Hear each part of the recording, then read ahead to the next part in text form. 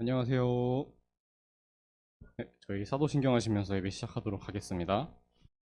나는 전능하신 아버지 하나님, 천지의 창조주를 믿습니다. 나는 그의 유일하신 아들, 우리 주 예수 그리스도를 믿습니다. 그는 성령으로 잉태되어 동정녀 마리아에게서 나시고 본디오 빌라도에게 고난을 받아 십자가에 못 박혀 죽으시고 장사된 지 사흘 만에 죽은 자 가운데서 다시 살아나셨으며 하늘에 오르시어 전능하신 아버지 하나님 우편에 앉아 계시다가 거기로부터 살아있는 자와 죽은 자를 심판하러 오십니다. 나는 성령을 믿으며 거룩한 공교회와 성도의 교제와 죄를 용서받는 것과 몸의 부활과 영생을 믿습니다. 아멘. 나는 예배자입니다. 여는 찬양으로 같이 찬양하시겠습니다.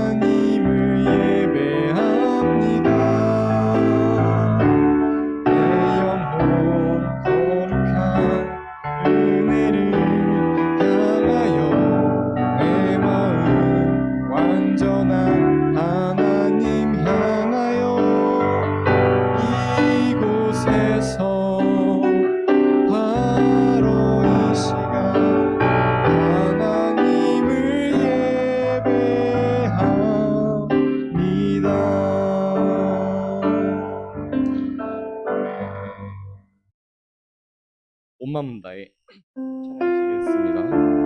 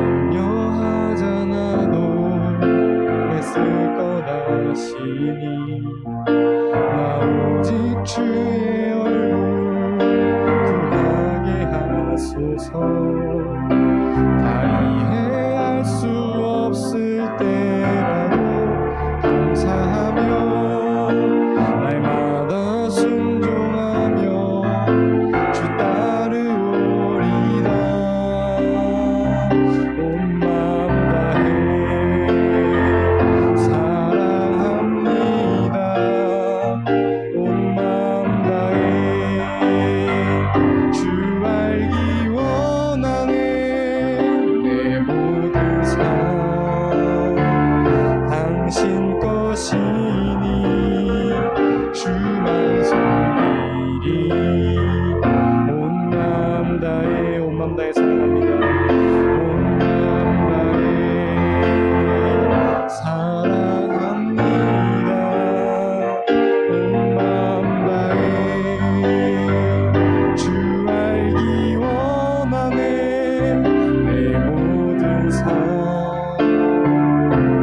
당신 것이니 주만 섬기리. 온 마음 다해 전부 온 마음 다해 사랑합니다. 온 마음 다해 주 알기 원하네. 모든 삶 당신 것이니 주만 섬기리. 온 마음 다해 나의 모습 나의 소유 주님 앞에 모두 드립니다. 모든 아픔 모든 기쁨 모든 받아주소서.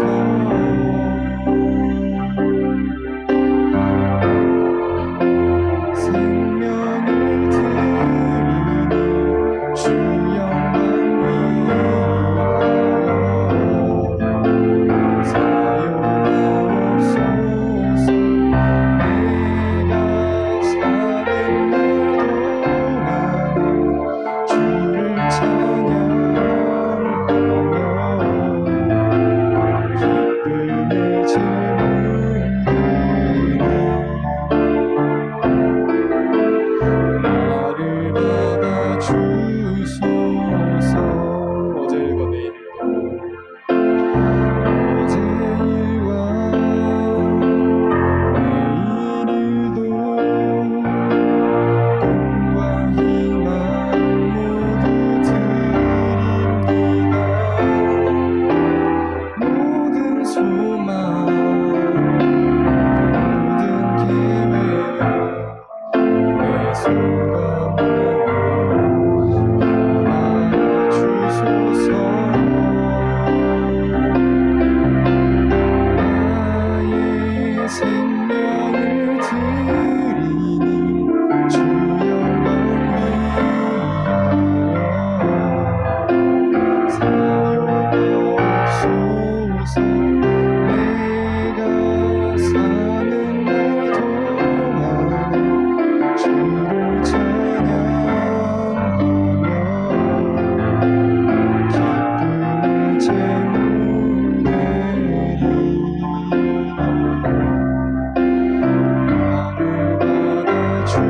받아주소서. 내가 사는 날 나의 생명을 드리니 주 영광 위하여 사용하옵소서. 내가 사는 날 동안 주를 찬양하며 기쁨의 제물들이 나를 받아주소서. 기쁨의 제물들이 기쁨의 제물들이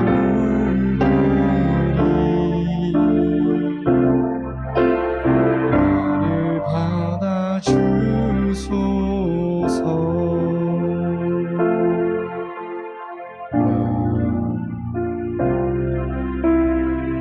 김다인 전문은 대표를 나오시겠습니다.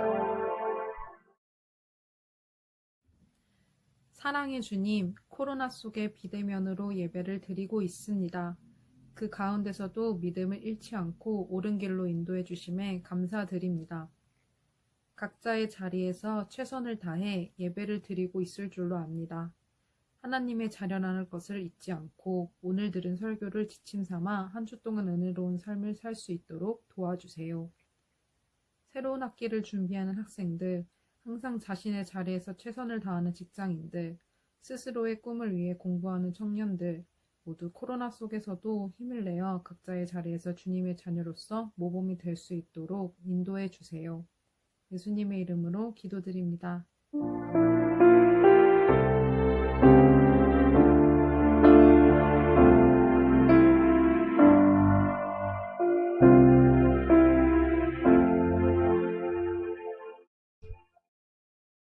할렐루야. 주님의 이름으로 환영하고 주님의 사랑이 또 우리 이 열림문 교회당과 우리 각자가 있는 예배 처소에서 넘치기를 소망합니다. 네, 오늘 우리 함께 말씀으로 또 은혜를 나누기를 원합니다. 오늘 함께 보실 말씀은 갈라디아서 4장 21절에서 31절까지 말씀을 함께 보겠습니다. 신약성경 갈라디아서 4장 21절부터 31절까지 말씀 306쪽 아니면 331쪽쯤에 있습니다. 갈라디아서 4장 21절에서 31절 말씀. 네, 아까 예배 시작하기 전에 문자로 미리 말씀 성경 본문을 한번 읽어보셨으면 좋겠습니다. 이렇게 말씀을 드렸는데요. 말씀 읽다 보면 이제 궁금하신 점들이 있죠. 설교를 통해서 그런 부분들이 조금 해소가 되길 바라고요. 그럼에도 해소되지 않는 말씀에 궁금한 점들, 이해되지 않는 부분이 있다면 예배 후에 또 저에게 문자를 남겨주세요. 그러면 제가 성심성의껏 아는 만큼 여러분에게 설명을 드리도록 하겠습니다. 말씀을 읽으면서 궁금증이 남으면 안 되잖아요. 그래서 꼭 해결하면 좋겠습니다. 갈라디아서 4장 21절에서 31절까지 말씀, 제가 한 절, 여러분이 한 절 읽도록 하겠습니다. 내게 말하라. 율법 아래에 있고자 하는 자들아, 율법을 듣지 못하였느냐?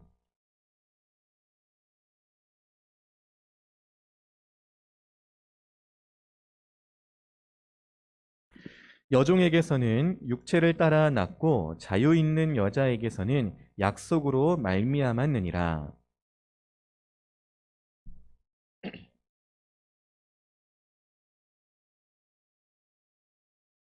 이 하갈은 아라비아에 있는 신의 산으로서 지금 있는 예루살렘과 같은 곳이니 그가 그 자녀들과 더불어 종노릇하고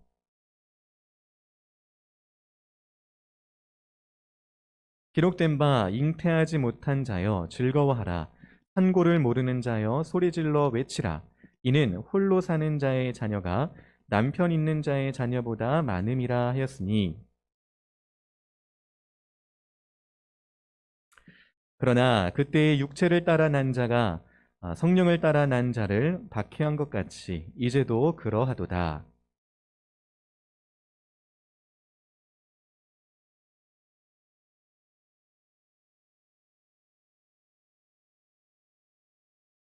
네, 함께 읽죠. 그런즉 형제들아, 우리는 여종의 자녀가 아니요 자유 있는 여자의 자녀니라. 아멘. 네, 너희는 약속의 자녀라는 제목을 가지고 또 이 내용을 가지고 하나님의 뜻을 생각해 보기를 원합니다. 제가 그 2009년에 수원에 있는 합동신학대학원에 이제 입학을 했습니다. 이제 목회자가 되기 위해서는 이제 신학을 배우는 일이 필요하잖아요. 대학을 마치고 이제 신대원에 입학을 한 것이죠. 근데 이제 같이 동기가 한 100명 정도 됐는데 이분들하고 얘기를 하다가 좀 저에게는 좀 이렇게 충격인 얘기를 들었어요. 뭐냐면 어떤 한 분이 저에게 이렇게 말씀하시기를 이제 그때는 아직 이제 통성명을 제대로 다 한 상황이 아니니까 우리 박성일 이제 제가 동생이었으니까 성일이는 아버지가 뭐 하시는 분이야? 이렇게 물어봤어요. 저는 이제 제 아버지는 저기 목사님이십니다. 이렇게 말했어요. 그분이 딱 하시는 말씀이 오, 성일이는 성골이구만. 성골. 그러시는 거예요. 무슨 뜻인지 여러분 아시죠? 성골과 진골. 교회 안에서 목회자의 자녀면 이제 성골, 그리고 뭐 장로나 집사님의 아들이면 자녀면 이제 뭐 진골, 그냥 일반 성도님의 자녀면 평민, 뭐 이런 식으로 이런 얘기를 이제 저한테 하신 거예요. 저는 이제 좀 그게 충격이었어요. 물론 이제 그분이 막 진담으로 막 그렇게 넌 성골이니까 뭐 이렇게 진담을 하신 건 아니었지만 교회 안에도 이렇게 보이지 않는 이런 계급적인 부분이 있는 것에 대해서 그걸 또 이제 신대원에서 이제 전 딱 들으니까 좀 이렇게 충격이 됐습니다. 여러분도 혹시 이런 얘기 들어보신 적 있어요? 나는 교회 안에서 이제 장로님의 집사님의 자녀니까 좀 그냥 좀 더 높은 것 같고 좀 더 나은 것 같고 나는 좀 그냥 성도님의 자녀니까 좀 그런 것 같다. 그런 것 같다에 많은 거에 포함이 되어 있죠. 혹시 그런 얘기를 들어보시거나 또 그런 생각을 혹시 해보셨는지 모르겠어요. 부모가 누구냐에 따라서 이렇게 만약에 교회 안에서 믿음의 정도라든지 아니면 어떤 일을 할 수 있는 그런 자격 조건이 주어진다면 세상과 다를 바가 뭐가 있겠어요. 그렇죠? 교회 안에서는 절대 그런 게 없어야 하겠습니다. 우리가 주 안에서 다 하나이고 한 가족이고 한 몸인 것처럼 하나님께서 우리에게 맡겨주신 그런 은사나 또 재능이 다를 뿐이지 하나님의 일에 우리 모두가 다 동일하게 사역을 하고 있는, 동등하게 일을 하고 있는 주님의 자녀임을 우리가 기억해야 하겠어요. 예전에 우리나라도 그렇고 또 이제 여러 나라들에서 이제 신분제 사회가 있었습니다. 이 신분제 사회에서 그 부모에 따라서 그 자녀들의 계급이 또 직분이 나가서는 직업이 달라지는 이런 일들이 있었지요. 우리 한국 고전 중에 홍길동전에서 이제 아주 유명한 대목이 나오잖아요.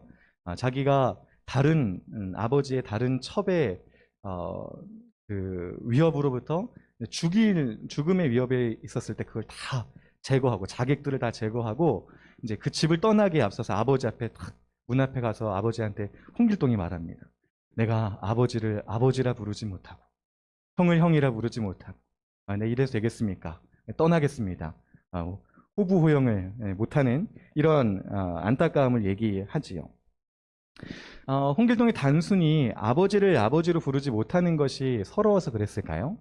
신분제 안에서 더 이상 할 수 없는 일들이 있는 것에 대한 안타까움, 그것을 깰 수 없는 어려움, 그 고충을 가지고 아버지 앞에 그 얘기를 하고 그것을 피하여 이제 나아간 것이죠. 이처럼 신분 사회에서는 부모가 어떤 사람이냐에 따라서 그 자녀들의 층이 다 나뉘어집니다. 특별히 이제 오늘 말씀과 관련해서 아버지가 같은 아버지이지만 그 어머니가 진짜 본 처인지 아니면 첩인지에 따라서 이 신분 사회에서는 많은 스펙트럼이 나누어지지요. 만약에 본부인이면 그의 자녀는 자유인으로서 그 집안에 있는 것을 모두 다 소유할 수 있고 장자의 또 맏아들의 맏자녀의 그 특권을 가질 수 있었습니다. 하지만 만약에 그 어머니가 첩이나 아니면 그 종이었다면 자신도 종이 될 뿐만 아니라 많은 제한을 받고 서열에서 한참 밀려나는 이런 일들이 있었다는 것이지요. 부모에 따라서 특별히 오늘 말씀과 관련해서는 그 어머니가 누구인지에 따라서 그 사람의 어떠함이 달라진다는 것입니다. 사도 바울도 그러한 시대에 살고 있었어요. 로마의 식민지 안에서 로마의 그 계급 제도의 안에서 사람들이 살아가는 그 삶 속에서 그런 일들을 겪었고 보았고 이제 말씀을 전하면서 그것을 우리에게 비유법으로 전하고 있는 것이지요. 우리가 오늘 4장 마지막 부분에 있는데 지금까지 설교를 찬찬히 들어오셨다면 이 4장이 어떤 얘기들을 하고 있는지를 기억이 할 수 있을 것입니다. 갈라디아서 4장에서는 우리가 구원을 얻음에 필요한 것은 믿음이지 율법을 지키는 율법주의가 아니다라는 말을 계속해서 하고 있어요. 갈라디아 교회에 들어온 거짓 선생들은 믿음만으로는 안 돼. 그리스도를 믿는, 복음을 믿는 그것만으로는 안 돼. 유대인들처럼 그들이 하나님께로부터 받은 율법을 지키고 준수해야지 구원을 받을 수 있어. 복음에 플러스 율법을 붙이는 것이지요. 그리고 그것에 가장 표시나는 다른 사람들에게 증거되는 일이 무엇이었냐면 육체의 이제 할례를 행하는 것이었어요. 누구나 다 볼 수 있고 증거가 되는 거예요. 저 사람은 할례를 한 사람이야. 그렇다는 말은 율법을 지키는 사람이란 말이지. 유대인이 되었다는 말이지. 그러니까 이 율법주의를 따라가는 사람들은 복음만으로는, 그걸 믿는 것만으로는 안 되고 이런 일들을 행해야 돼라고 갈라디아 이방 신자들에게 계속해서 요청을 하고 갈라디아 교회 성도들은 그것에 이제 귀를 솔깃하면서 따라가기 시작한 거예요. 바울은 거기에 있어서 어리석도다. 갈라디아 교회 성도들아, 너희가 왜 다시 종 노릇한 대로 돌아가려느냐? 그러지 말고 참된 복음에 참된 믿음으로 구원을 얻으라고 계속해서 말하고 있습니다. 오늘 이 흐름 속에서 이제 마지막 이 율법의 한계에 대한 결론을 내리고 있습니다. 특별히 앞에서도 잠깐 나왔지만 유대인들이 정말 우상처럼 생각하는, 원래 아브라함도 그렇게 되기를 바라지 않았을 거예요. 하지만 유대인들은 자신들이 생각하기에 정말 최고의 유대인, 최고의 하나님의 사람이라고 생각하게 한 이 아브라함을 계속해서 숭상하고 있었는데, 이 아브라함의 얘기를 이어가면서 특별히 그의 두 부인 그리고 그들에게서 태어난 아들들을 가지고 우리에게 진짜로 필요한, 구원에 있어 진짜로 필요한 게 무엇인지를 오늘 결론을 내리려고 합니다. 오늘 21절, 오늘 처음 읽은 21절에 보면 내게 말하라, 율법 아래에 있고자 하는 자들아, 율법을 듣지 못하였느냐라고 먼저 묻고 있습니다. 율법을 지키려고 하는 자들은 이제 그 율법주의자들에게 귀를 기울이고 그들의 말이 옳다 하고 이제 믿음으로 구원 얻는 것에서 벗어나 율법주의를 따라가려고 하는 사람들이죠. 그런 사람들에게 너희가 율법을 듣지 못했니? 라고 묻고 있는 겁니다. 여기서 율법은 모세가 쓴 모세오경을 말하고 있는 겁니다. 포괄적으로 말하고 있는 것이죠. 그 모세오경에서 너희에게 말하고 있는 바가 무엇이니? 자, 들어봐. 바로 이거야. 하면서 이제 말씀을 이어가는 것이지요. 22절. 기록된 바 아브라함에게는 두 아들이 있으니 하나는 여종에게서 하나는 자유 있는 여자에게서 낳았다 하지 않느냐? 말하고 있습니다. 아브라함은 두 여인을 먼저 보여주고 있습니다. 하나는 여종이고 하나는 자유 있는 여자입니다. 우리가 이 이야기를 이때 당시에 성경을 잘 알고 있는 사람들, 또 잘 배운 사람들은 이제 모세오경에 대해서 알고 있었겠죠. 우리 청년들 중에서도 이제 그 얘기를 잘 알고 있는 분들도 있겠지만 우리가 한번 오늘 말씀에 있으니 한번 다시 생각해 보면 좋겠어요. 아브라함에게 있는 이 두 아들의 이야기는 우리가 성경 맨 첫 성경인 창세기로 돌아가야 하지요. 창세기 16장과 창세기 21장에서 아브라함에게 두 아들이 태어났다는 이야기가 나옵니다. 아브라함은 하나님께 택함을 받아서 저 먼 이방 나라에서 가나안 땅으로 이사 온 사람이었어요. 근데 이 아브라함에게는 이미 그 당시에도 나이가 많은 사람이었어요. 근데 하나님께서 약속하시길 내가 너에게서 태어나는 자에게 내 씨라 부르고 그를 통하여서 복이 되게 하겠다, 이런 약속을 해주셨어요. 아브라함 자신도 만민에게 복이 될 사람이지만 그에게서 태어나는 자가 사람들에게 복이 되는 자가 될 것이다, 이렇게 하나님께서 약속을 하셨습니다. 이 약속에 대해서 아브라함은 그 약속을 믿었습니다. 이미 우리가 앞에서 갈라디아서 앞부분에서 3장에서도 봤지만 아브라함이 믿으니 그것을 그의 의로 여기셨다라는 말씀이 나왔죠. 이게 하나님께서 그 자녀를 약속해 주셨을 때 창세기에 나오는 부분이었어요. 하나님께서 약속해 주셨을 때 아브라함이 믿었던 거예요. 그래서 하나님 그것을 그의 의로 여기신 거죠. 믿음을 통해서 그에게 의가 수여되었습니다. 그런데 16장에서 한 아들이 태어났는데 이 아들이 누구였냐면 이름이 이스마엘이었어요. 이스마엘은 자연스럽게 아브라함에게서 태어난 아들은 아니었습니다. 하나님은 분명히 아브라함과 그의 아내 사라를 통해서 자녀가 태어날 것을 약속해 주셨는데 한 해, 두 해, 세 해가 지나도 아들이 없는 거예요. 자녀가 태어나지 않는 거예요. 이제 조급한 마음에 사라는 아브라함에게 자기의 여종이었던 하갈이라는 여인을 주면서 이 여인을 첩으로 삼아 우리가 이 여인으로부터 자녀를 낳자. 내가 보기에 나에게는 이제 나이도 많아지고 아이를 낳을 수 있는 힘이 없다. 우리가 이 하갈을 통해서 아이를 낳자 해서 낳은 게 첩의 아들인 이스마엘이 태어났던 것이지요. 시간이 흘러서 창세기 21장에 가면 하나님께서 놀랍게도 사라를 통해서 아들을 낳게 하십니다. 그 아들의 이름이 이삭이라는 이름이지요. 18장에서는 이제 사라의 이제 생리가 끝난 거예요. 생리가 끝났다는 말은 더 이상 아들을 낳을 수 있는 몸의 상태가 아니라는 것이죠. 나이가 많아졌다는 거죠. 그런데 그럼에도 불구하고 하나님은 하나님의 사자를 보내셔서 내년 이맘때 사라에게서 아들이 태어날 것이다 약속해 주셨어요. 사라도 웃고 아브라함도 당황했습니다.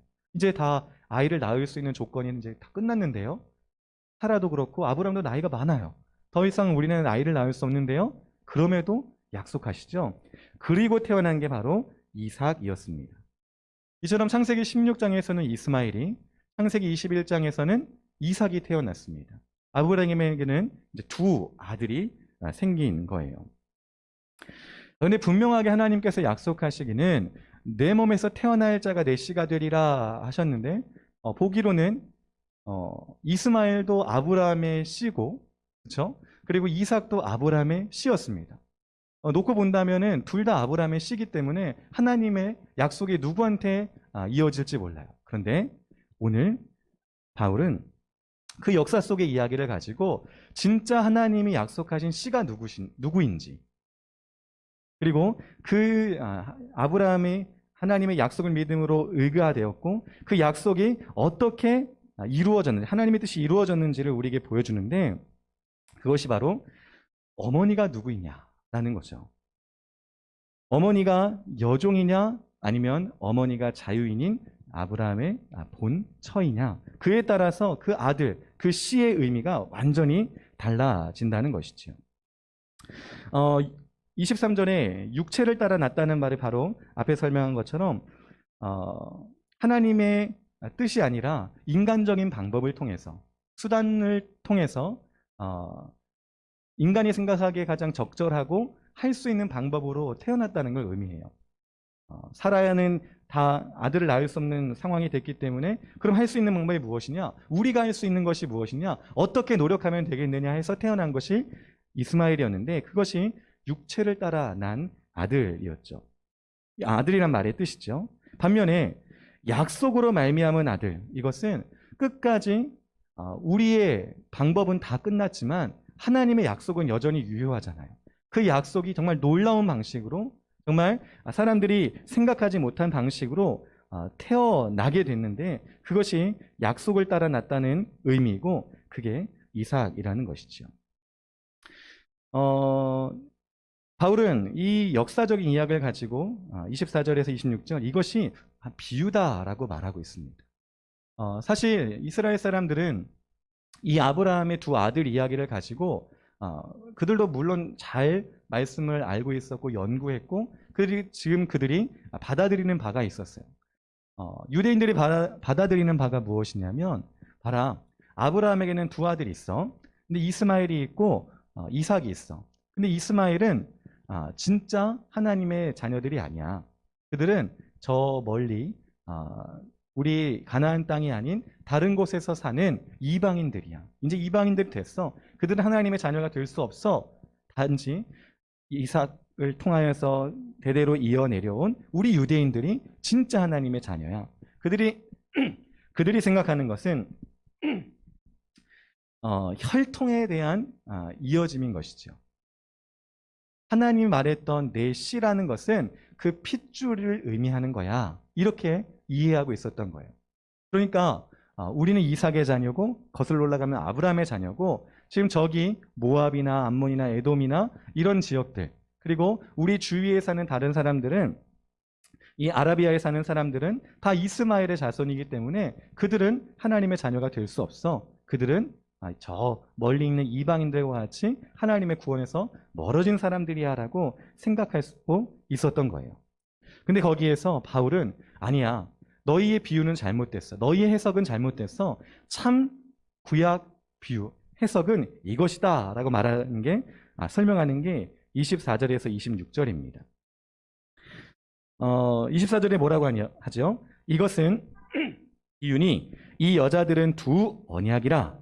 하나는 신의 산으로부터 종을 낳을 자니 하갈이고, 하갈은 25절은 좀 이따 하겠습니다. 26절, 오직 위에 있는 예루살렘은 자유자니 곧 우리 어머니라고 말하고 있습니다. 하갈은 그 신분이 종이었어요.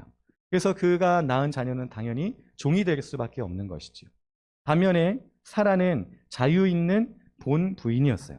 그에게서 태어나는 아들은 당연히 자유인이 되는 것이지요.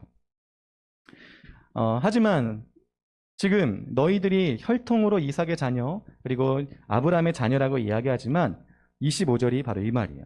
이 하갈은 아라비아에 있는 신의 산으로서 지금 있는 예루살렘과 같은 곳이니 그가 그 자녀들과 함께 종노릇한다. 너희가 혈통으로 아무리 아브라함의 자녀, 이삭의 자녀라고 말하지만 그거는 혈통을 하나님께서 말씀하신 것이 아니야. 하나님은 약속을 말씀하신 것이고 그 약속은 아브라함이 하나님을 믿는 믿음 안에서 의롭게 되고 구원을 얻는 것이고 그 믿음을 따라 살아가는 자들이 모두가 다 하나님의 아브라함의 자녀가 된다는 것을 말해주는 것이죠. 신의 산이라고 하는 것은 모세가 율법을 받은 그 지역을 말하지요. 우리가 앞에서 배웠지만 율법이 하는 일은 무엇입니까? 율법은 우리가 죄인이라는 것을 드러내주는 거예요. 율법은 원래 선한 것이지만 그것을 지킬 수 있는 힘이 우리에게 하나도 없음을 보여주는 그런 거울인 것이죠. 그것을 아무리 지키려고 해도 그리고 하나를 지켰어도 온전히 다 지키는 그런 능력은 우리에게 없는 것을 우리에게 매일 보여주는 거예요. 율법의 첫째 우리에게 주는 의미가 바로 우리는 하나님 앞에서 죄인이라는 것. 하나님은 이렇게 선한 뜻을 가지고 계시지만 우리는 그것을 지킬 수 있는 능력이 없다는 것을 보여주는 그런 거울의 역할을 한다는 것이죠.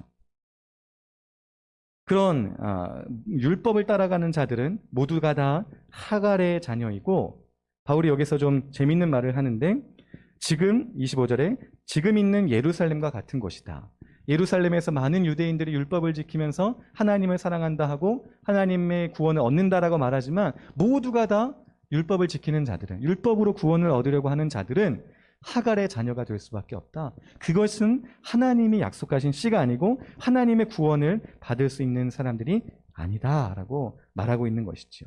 오직 자유 있는 사라의 태에서 난 이삭, 바로 아브라함처럼 그리고 사라와 이삭처럼 하나님의 약속을 믿고 신뢰하고 그것을 끝까지 따라가는 자들, 믿음의 사람들이 바로 아브라함의 진정한 씨가 될 수 있고 하나님의 자녀가 될 수 있다고 바울은 말하고 있는 것입니다. 바울은 이렇게 아브라함의 두 아들에 대한 이야기를 하면서 성경의 다른 곳으로 한 번 더 이렇게 넘어갔다 와요. 그것은 이사야 54장 1절 말씀, 오늘 본문에선 27절의 말씀이죠. 여기서 잉태하지 못한 자여 즐거워하라, 산고를 모르는 자여 소리질러 외치라, 이는 홀로 사는 자의 자녀가 남편 있는 자의 자녀보다 많음이라. 이 말씀 1절의 말씀을 인용을 합니다. 이사야 선지자는 이제 이스라엘이 바벨론의 포로가 될 것이다. 하나님 앞에 너무나 많은 죄들이 있기 때문에 하나님께서 우리에게 진노하실 것이다. 심판하실 것이다. 이렇게 예언하면서 그 많은 장들을 채워가는데 54장에서는 특별히 그렇게 하나님 앞에 진노를 받아서 바벨론의 포로가 될 것이지만 그러나 그것으로 끝이 아니다. 하나님이 우리를 다시 회복시키시고 구원하시고 그분의 은혜로 우리를 새롭게 하신다라는 것을 말해주는 장이지요. 그런데 바울이 이 이사야 54장을 어떻게 해석을 합니까?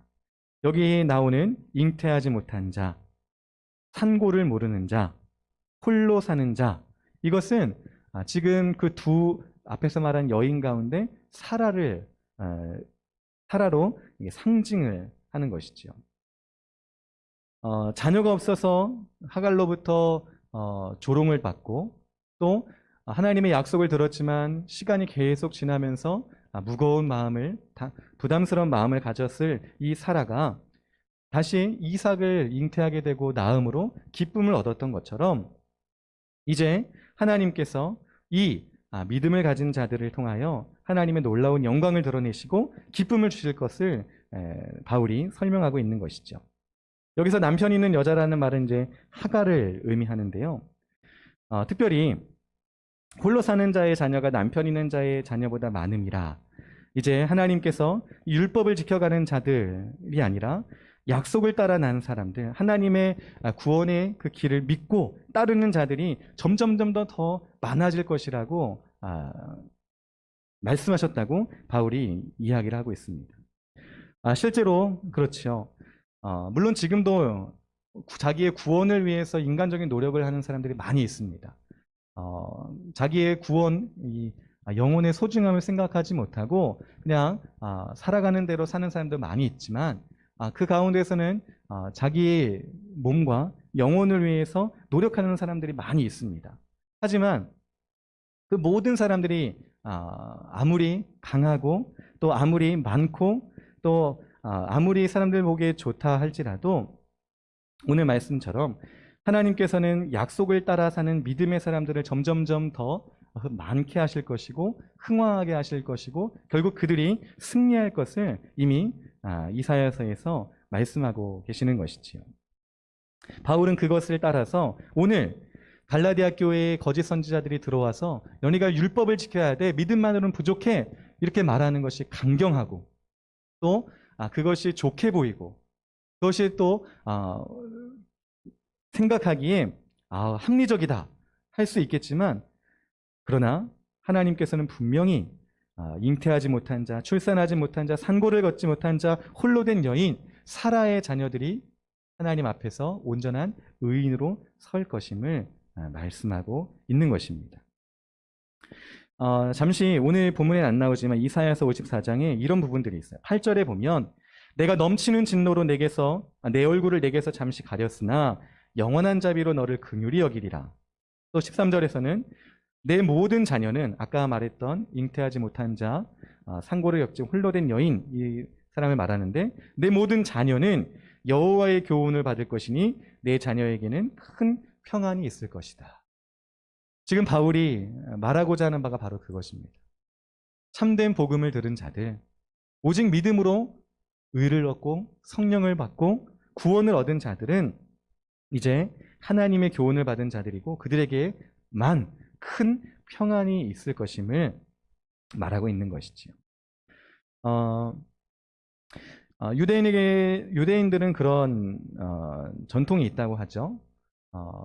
누가 유대인인가를 이야기할 때 아버지가 유대인인지 아닌지는 물론 그것도 중요하지만 그거보다 더 중요한 것이 있다고 합니다. 그것은 이제 여자, 그 엄마가 누구냐가 진짜 중요하다고 생각한다고 합니다. 아버지가 유대인이고 어머니가 유대인이면 그 자녀는 분명 유대인이죠. 명백하게 유대인입니다. 그런데 아버지가 유대인이지만 어머니가 유대인이 아니고 다른 사람일 때는 그 사람을 유대인으로 생각하지 않는다고 해요.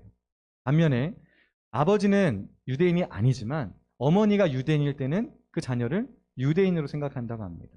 왜 그런 전통이 생겼나 하니까 이 자녀들이 자라날 때, 어릴 때 자라날 때 그 품에서 키우는 게 어머니고 어머니의 그 교육을 받기 때문에 그것을 중요하게 생각해서 어머니가 누구냐에 따라서 그가 유대인인지 아닌지를 생각했다고 하지요.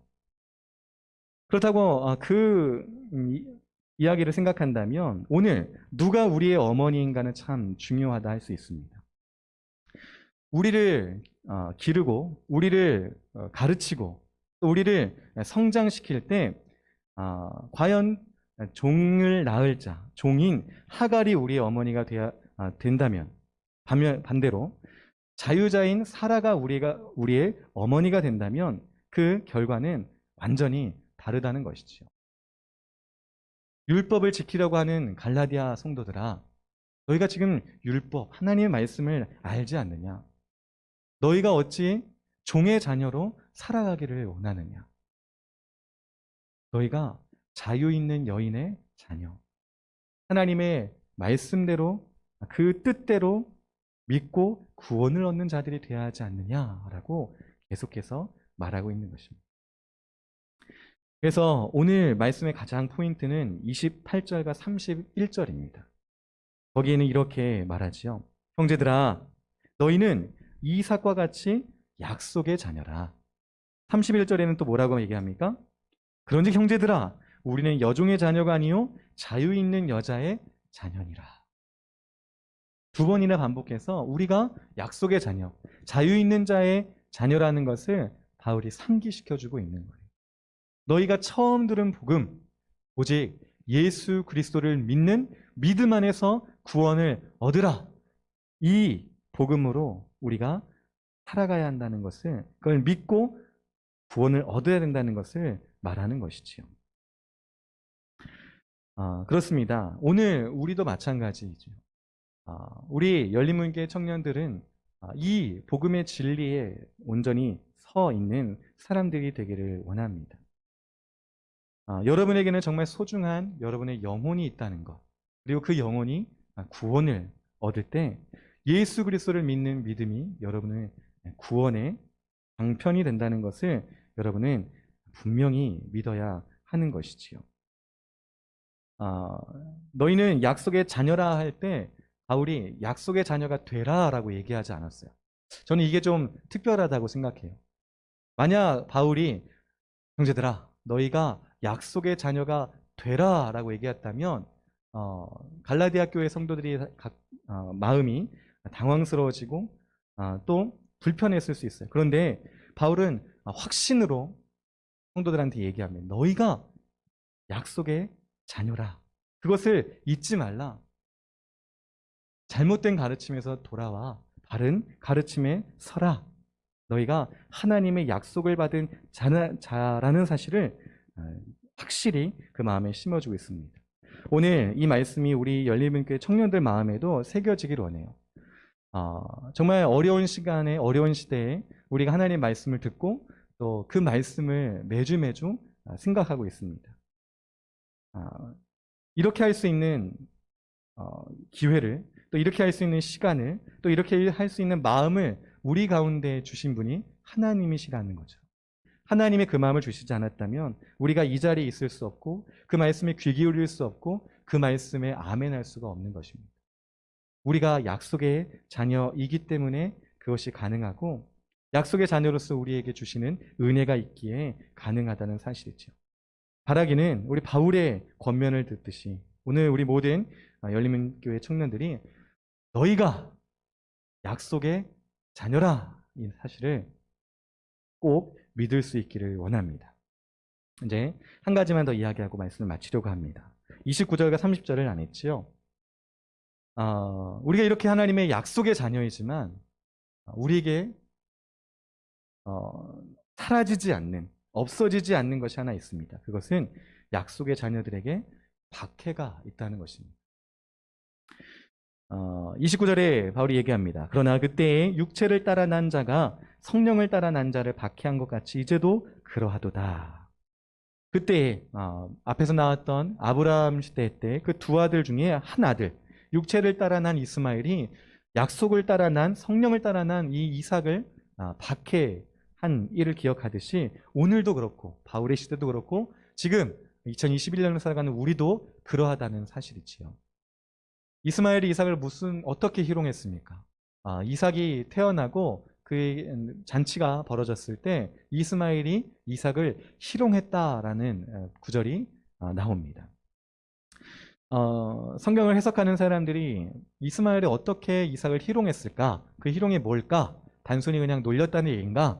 단순히 뭐 발을 걸어 넘어뜨렸다는 얘기인가? 하는데 그런 해석을 한 분이 있습니다. 이스마엘이 이삭을 희롱했다는 것은 그 존재 자체를 부정했다는 의미로 받아들여야 한다. 그것이 무슨 말이냐면 이스마엘은 이미 첩의 자식이긴 하지만 아브라함의 첫 번째 아들이었고 이미 한 10대로 성장한 사람이었어요.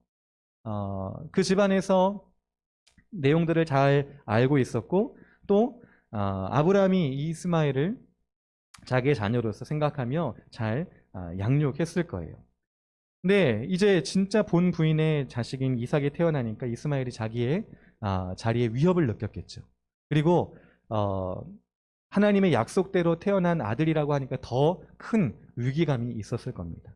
그래서 이스마엘은 이삭을 가리켜서 희롱할 때 그 존재 자체를 자기보다 깎아내리고 볼품없는 이런 마음을 가지고 보이지 않는 데서 그걸 희롱했다는 것이지요. 지금도 이제도 그러하도다라는 말에 뭐가 들어있습니까? 바울 시대 때 지금 갈라디아 교회의 성도들 앞에서 율법을 지키며 구원을 얻으려고 하는 자들이 믿음으로만 구원을 얻는 자들에 대하여서 조롱하고 또 박해하는 일들이 있었다는 것이지요. 그것만으로 안 된다. 너희가 바울의 복음을 들어서는 안 된다. 그 가르침을 따라서는 안 된다. 봐라, 우리의 역사가 얼마나 오래되었느냐. 율법을 지키는 이 일이 얼마나 오래되었고 그 규칙이 얼마나 세세하고 그리고 그것을 가르친 자들이 얼마나 많으냐. 너희가 이 복음을 율법을 지키는 일로 너희들이 다 들어와야 한다 하면서 많은 교회 안에서 박해가 있었다는 것이지요. 그렇다면 지금도 그러한가? 오늘 2021년을 살아가는 우리가 살아가는 이 시대도 그러한가? 여러분은 어떻게 생각하십니까? 저는 지금도 그러하다라고 생각을 합니다. 우리가 예수 그리스도를 믿는 믿음으로 구원을 얻는다라는 이 복음의 진리를 가지고 살아갈 때 우리를 향한 많은 박해들이 있다는 것이죠. 우리의 행동이 잘못됐으므로 비난을 받고 또 조롱을 당하고 또 외면을 당하는 것은 저는 감수할 수 있다고 생각을 합니다. 하지만 우리의 믿음에 대해서 우리가 믿는 바에 대해서 조롱하고 또 박해한다면 그것에 대해서는 우리가 분연히 우리 자신의 마음을 일으켜야 한다는 것이죠. 오늘날 우리 믿음을 향한 세상의 시선이 어떻습니까? 우리가 예로 코로나 시대 때 방역 지침을 잘 지키지 않으므로 많은 무리를 일으킨 모습들이 있어요. 그건 비난받아 마땅하다고 생각합니다. 하지만 그런 점들 때문에 우리가 믿고 있는 그 믿음까지도 사람들로부터 조롱을 받아서는 그것에 우리가 귀 기울여서는 안 된다는 것이죠. 하나님은 분명히 우리에게 말씀하시길 하나님의 구원은 그 아들 예수 그리스도를 믿는 믿음으로 얻어진다고 말씀하셨어요. 우리는 우리의 믿음을 조롱하고 또 박해하는 이런 것들에 대해서 우리의 생각과 우리의 시선을 차단해야 하는 것입니다. 또 우리 많은 양심의 가책들이 있습니다. 또 우리의 죄성과의 전투가 있습니다. 오늘만 해도 하나님 말씀을 듣는 예배 시간에 얼마나 우리가 하나님 말씀 앞으로 나아가는 것을 방해하는 많은 요소들이 있어요. 우리 시간과 또 우리의 힘과 이런 것들을 다른 곳에 써야 한다라고 얼마나 많은 우리 안에 외침들이 있습니까? 예배보다 하나님 말씀을 듣고 생각하고 그 은혜를 기억하는 것보다 더 해야 할 시급한 일이 있다고 우리 안에서 외치는 외침들이 얼마나 많냐라는 거예요. 조금이라도 더 쉬고 자고 또 충전해야지 왜 이 휴일에 이 주일에 그 말씀 앞에 나아가려 하는 것이냐라고 외치는 마음의 소리들이 많이 있다는 것이죠. 우리는 그 모든 하나님의 뜻에서 벗어나려고 하는 우리의 죄성들, 또 우리의 마음의 소리들, 세상의 시선들에서 우리의 마음을 빼앗겨서는 안 됩니다. 오직 하나님이 가르쳐 주신 그 믿음으로 나아가기를 노력해야 하는 것이지요. 30절에 성경이 말하는 바는 이거다. 여종과 그 아들을 내쫓으라. 실제로 아브라함과 사라는 하갈과 이스마엘을 그 집에서 내쫓았습니다. 하갈은 사라를 조롱했고 이스마엘은 이삭을 조롱했어요. 박해했어요. 그것을 하나님은 금지하게 하시지요. 먼저 이 쫓아내는 것은 사라가 아브라함에게 요구한 바였어요. 내가 이렇게 희롱당하고 내 아들이 이렇게 조롱당하는 것을 참지 못하겠습니다. 이 두 사람을 내어 쫓으십시오. 아브라함에게 말해요. 아브라함이 그 얘기를 듣고 심하게 고민할 때 하나님이 아브라함에게 말씀하십니다. 사라 말대로 해라. 사실 이 부분에서 많은 사람들이 의아하게 생각했어요. 아무리 그래도 내어 쫓다니, 그것도 하나님이 허락하시다니. 그런데 오늘 이 갈라디아서에 와서 바울은 그 내용이 바로 하나님의 뜻을 따라 살아가는 사람들과 그렇지 않은 사람들의 대조를 보여주시기 위한 일이었다라고 해석을 하고 있습니다. 하나님은 그 하갈과 이스마엘을 쫓아내시긴 했지만 이스마엘도 한 민족이 될 것이라고 약속해 주셨어요. 그렇지만 오직 이삭에게서 태어나는 자녀들이 아브라함의 씨라고 약속해 주시지요. 이삭 외에 이스마엘은 받을 유업, 아브라함에게서 상속받을 것이 없다라고 하나님은 못 박으십니다. 오직 이삭, 하나님의 약속으로 난 아들만이 이 유업을 받을 자라고 말씀해 주시지요. 오늘 우리에게 적용하는 바는 무엇입니까? 예수님께서는 이 세상에서 그 제자들과 얘기하실 때 내가 하나님의 아들이요 하나님께서 만물을 창조하신 분이신데 내가 아들이기에 나에게 모든 만물을 상속받을 권리를 주셨다라고 말씀해 주셨어요. 그리고 나를 믿는 자는 그 모든 하나님께로부터 받은 만물을 함께 누리고 함께 상속받을 사람들이라고 약속해 주시지요. 그것을 보증하는 바가 누구냐면 성령 하나님이셔요. 예수님을 믿는 자들에게 성령이 오셔서 그 성령님 항상 우리 믿는 자들에게 말씀해 주시길 네가 하나님의 사람이고 네가 그리스도의 사람이고 네가 바로 그 그리스도 안에서 하나님께로부터 받은 그 모든 것을 누릴 자라고 계속해서 이야기해 주시는 분, 그 보증이 바로 성령님의 하시는 일이라는 것이죠. 하나님의 약속은 이처럼 생물학적 요소라든지 인간적인 방법에서 얻을 수 있는 것이 아닙니다.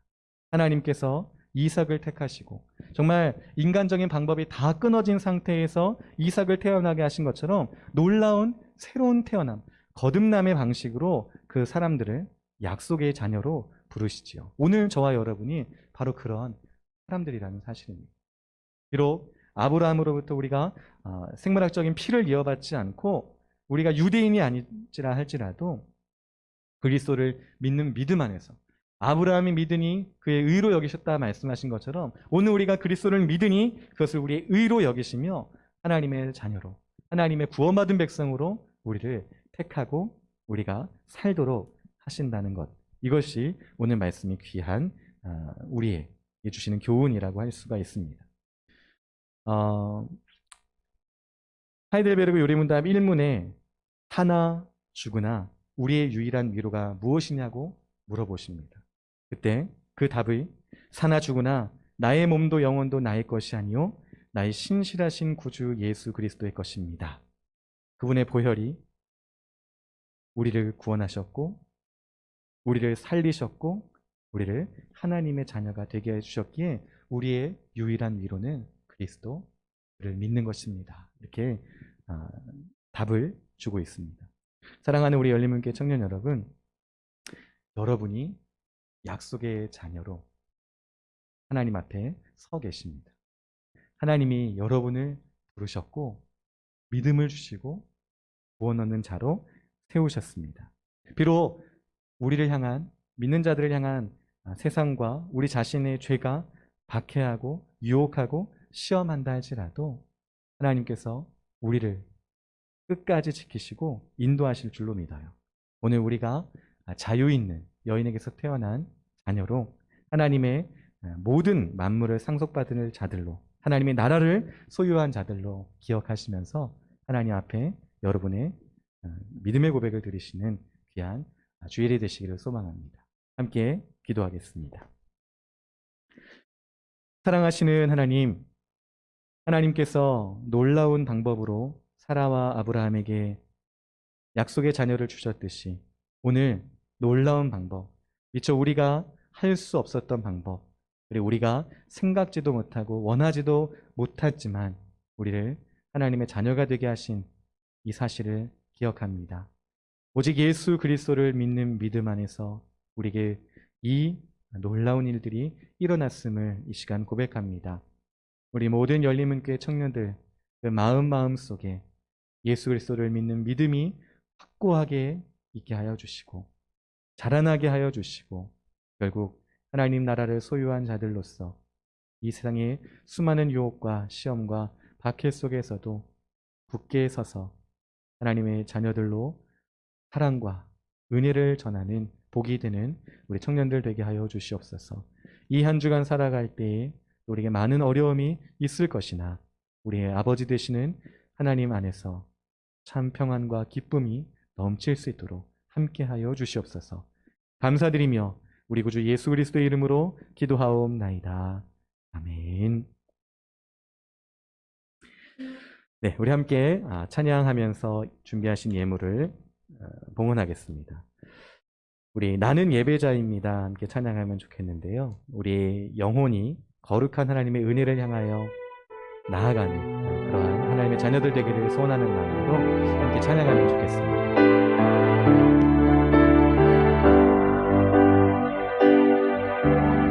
나는 하나님을 예배하는 예배자입니다. 내가 서 있는 곳 어디서나 하나님을 예배합니다. 내 영혼 거룩한 은혜를 향하여 내 마음 완전한 하나님 향하여 이곳에서 바로 이 시간 하나님을 예배합니다. 내 영혼 거룩한 내 영혼 거룩한 은혜를 향하여 내 마음 완전한 하나님 향하여 이곳에서 바로 이 시간 하나님을 예배합니다.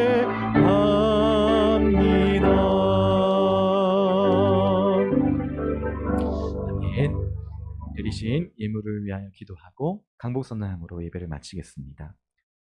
거룩하신 하나님, 주님 거룩하심처럼 우리 믿는 자들도 거룩한 자들이 되기를 소망합니다. 우리의 행동과 우리의 생각과 우리의 모든 발걸음이 하나님이 기뻐하시는 일들로 채워지기를 소망하며 또 그러한 자들에게 하늘의 신령한 복들을 한없이 내려주실 것을 믿사오니 우리와 항상 함께하여 주시옵소서. 이 시간 주님 앞에 봉헌합니다. 지금까지 우리에게 주셨던 수많은 은혜들, 또 수많은 기쁨들, 또 슬픔이었지만 그 가운데서 우리를 연단하시고 훈련하신 그 모든 것들 우리가 감사함으로 이 시간 주 앞에 봉헌하오니 기쁘게 받아 주시옵소서. 이 한 주간 살아갈 때에도 우리의 아빠, 아버지 되시는 하나님께서 우리 청년들의 필요마다 채우시고 또 우리에게 도움이 필요할 때마다 능력의 손을 내밀어 주셔서 하나님의 놀라우신 은혜를 경험하며 체험하는 이 한 주간이 되게 하여 주시옵소서. 특별히 물질로 인하여 고통받고 있는 형제들이 있다면 또 자매들이 있다면 주께서 찾아가 위로하시고 채워주시며 또 드려진 이 예물이 그러한 구제의 사역에 하나님의 복음의 사역에 사용되게 하여 주시옵소서. 오직 모든 만물을 창조하신 하나님께서 우리에게 그 모든 만물을 누릴 수 있도록 인도하시고 또 허락하실 줄 믿고 감사를 드리며 지금은 우리 구주 예수 그리스도의 은혜와 하나님 아버지의 놀라우신 사랑하심과 성령님의 교통하심이 오늘 약속의 자녀로 하나님 앞에 살아갈 우리 청년들 머리머리 위에 이제로부터 영원토록 함께 계실지어다. 아멘.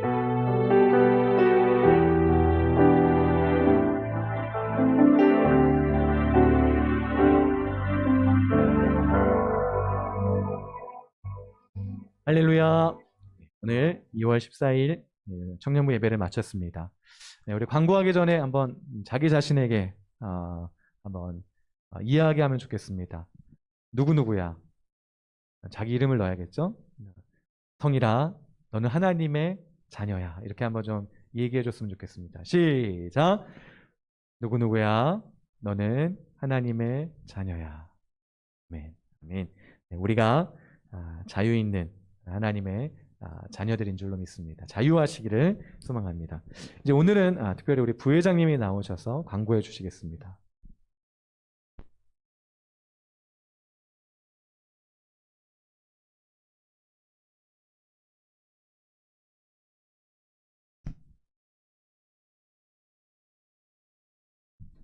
안녕하세요. 광고 말씀드릴게요. 주보 2페이지에 나와 있는 거 보시면 되는데, 첫 번째로 저희 주일 예배 시간 1시니까 온라인으로 예배 드리시는 분들도 미리 저희가 공지 드릴 테니까 들어오셔서 그룹 채팅방에서 출석 체크 꼭 부탁드리겠고요.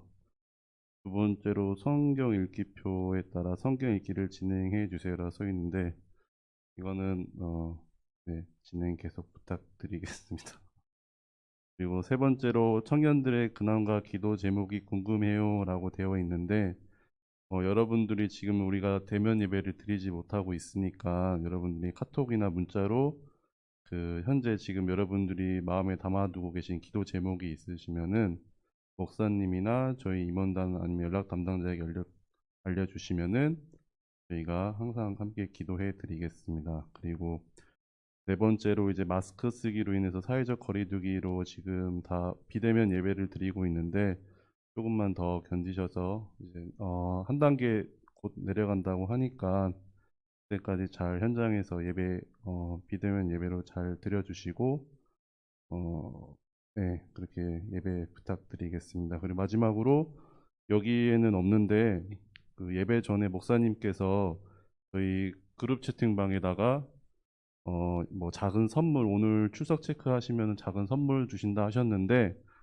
지금 현재 지금 그룹 채팅방에서 출석 체크해 주신 분들한테 목사님께서 직접 기프티콘 맞나? 으로 해서 선물을 전달해 주신다고 하시니까 네, 그렇게 알고 계시면 될 것 같습니다. 이상입니다. 제가 한 두 가지 정도만 첨언을 하겠는데요.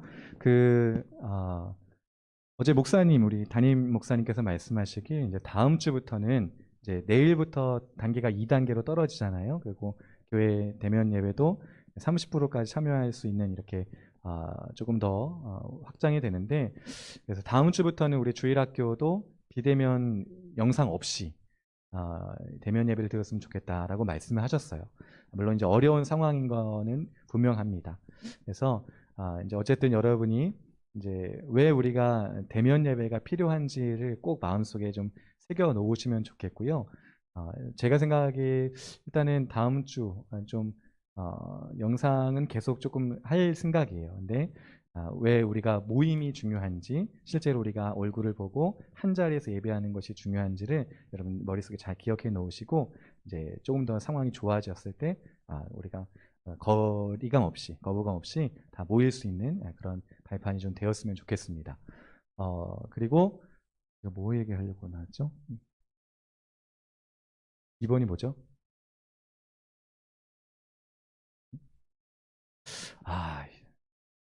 제가 올해 38이 돼가지고